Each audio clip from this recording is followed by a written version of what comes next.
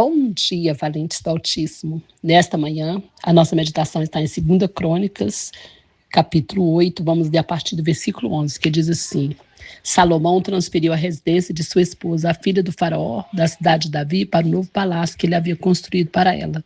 Disse: minha esposa não deve morar no palácio de Davi, rei de Israel, pois a arca do Senhor esteve ali, e era um lugar sagrado.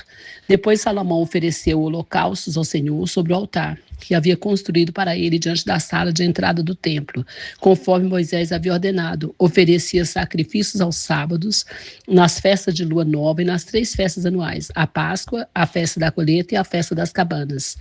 Segundo as instruções de seu pai, Davi designou os turnos dos sacerdotes. Também encarregou os levitas de dirigir o louvor e ajudarem os sacerdotes em suas responsabilidades diárias. Designou por divisões os guardas das portas, de acordo com as ordens de Davi, homem de Deus. Todas as ordens de Davi com respeito aos sacerdotes, aos levitas e aos tesouros foram cumpridas à risca. Amém.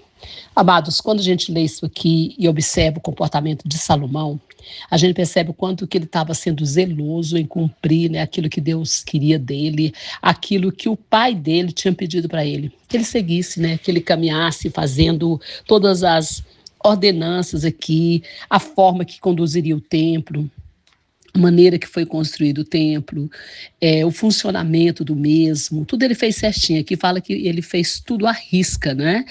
Aqui no versículo de número 15 diz: todas as ordens de Davi com respeito aos sacerdotes, aos levitas e aos tesouros foram cumpridas à risca. Só que aconteceu algo seríssimo. Salomão, ele não se esqueceu de nada das ordens do pai em relação a tudo que ele pediu para ele fazer em relação ao templo, aos mandamentos, mas ele se esqueceu de uma grande coisa. Ele se esqueceu do coração dele. Ele esqueceu da área sentimental dele. Ele esqueceu de que ele precisava guardar o coração dele. E ele não guardou. E ele se ensoberbeceu.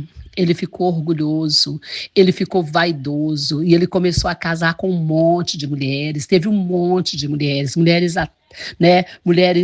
que não era para casar, que era proibido pela lei, que era proibido por Deus, que ele não deveria se casar. E a gente vê aqui que ele tinha consciência do casamento errado.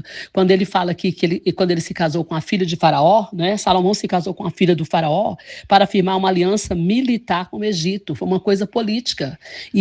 Mas ele tinha consciência disso. Quando ele fala: minha esposa não deve morar no palácio de Davi, rei de Israel, pois a arca do Senhor esteve ali, é lugar sagrado. Ele sabia que a filha de Faraó era uma mulher que não cria no Senhor, no Deus poderoso, no Deus dele. Ele sabia que ela era uma pessoa profana e ele não queria que ela, até aqui, ele não deixou nem ela morar lá no palácio, onde ele considerava que tinha a arca e que tinha a presença de Deus. Mas ele se casou com ela. Ele se casou. E não se casou apenas com ela, né? Ele se casou com várias mulheres que não agradavam ao Senhor, né? E ele sabia que ele estava cometendo erros. E a partir daquilo ali, né? Ele foi se perdendo. Essas mulheres que adoravam deuses falsos certamente o contaminaram. Contaminou Israel, contaminou as crenças dele, os costumes dele, e ele acabou se dobrando, fazendo altares para os deuses dessas mulheres, né? Então, Salomão cumpriu tudo à risca, as instruções de Deus para a edificação do templo, para a oferta do sacrifício, mas infelizmente ele não se atentou para o que Deus tinha dito a respeito do casamento com as mulheres pagãs. Quando ele cometeu esse pecado de casar com essas mulheres pagãs, ele começou a se afastar de Deus. Então eu quero que a gente entenda que nós temos uma grande lição aqui, que é importantíssimo para mim e para você. Não importa quão bons são os nossos comportamentos espirituais, quão estejamos preocupados com os afazeres da igreja, com o funcionamento da igreja, até mesmo com as obras que nós estamos fazendo. Não importa, na maioria, né? Se na maioria das áreas de nossas vidas, Deus está presente, mas existe uma área que ele não domina. Existe uma área que a gente deixa aberta. Se você deixar de entregar a Deus uma área da sua vida, é o que basta para o diabo tomar conta de você, para você se perder, para você ser derrotado, para você ser destruído. E foi isso que aconteceu na vida de Salomão. Ele deixou uma área da vida dele descoberta.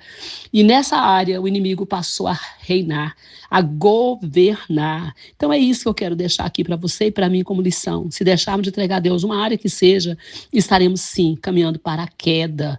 Portanto, Proteja com zelo todas as áreas da sua vida. Preste atenção em todas as áreas de sua vida. Não adianta fechar as portas e deixar a janela aberta.